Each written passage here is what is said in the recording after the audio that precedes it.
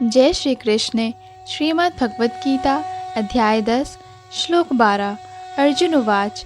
परम ब्रह्म परम धाम पवित्रम परम भवान पुरुषम शाश्वतम दिव्यम आदिदेवमजं विभुम। श्लोक 13। आहुस्त्वा मृष्यः सर्वे देवर्षिर्नारदस्तथा असितो देवलो व्यासः स्वयं चैव ब्रवीषि मे। अर्जुन ने कहा, आप परम भगवान, परम धाम, परम पवित्र, परम सत्य हैं। आप नित्य दिव्य आदि पुरुष अजन्मा तथा महानतम हैं। नारद, असित, देवल तथा व्यास जैसे ऋषि आपके इस सत्य की पुष्टि करते हैं और अब आप स्वयं भी मुझसे प्रकट कह रहे हैं।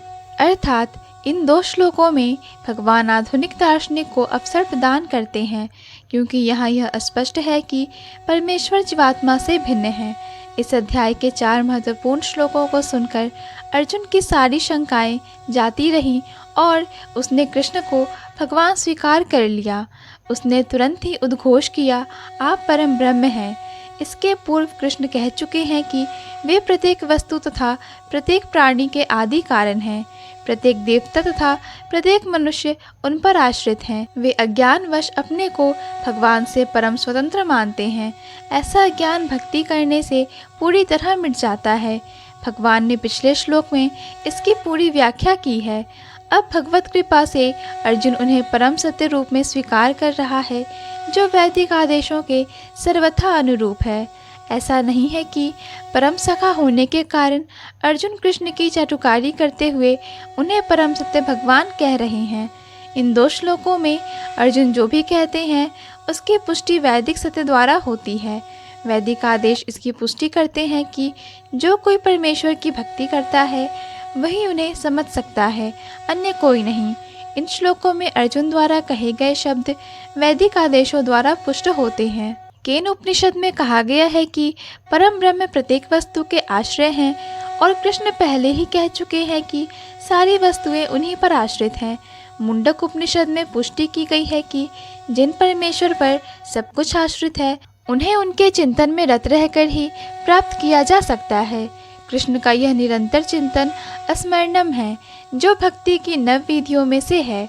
भक्ति के द्वारा ही मनुष्य कृष्ण की स्थिति को समझ सकता है और इस भौतिक देह से छुटकारा पा सकता है। वेदों में परमेश्वर को परम पवित्र माना गया है। जो व्यक्ति कृष्ण को परम पवित्र मानता है वह समस्त पाप कर्मों से शुद्ध हो जाता है। भगवान की शरण में गए बिना पाप कर्मों से शुद्धि नहीं हो पाती। अर्जुन द्वारा कृष्ण को परम पवित्र मानना वेद सम्मत है। इसकी पुष्टि नारद आदि ऋषियों द्वारा भी हुई है।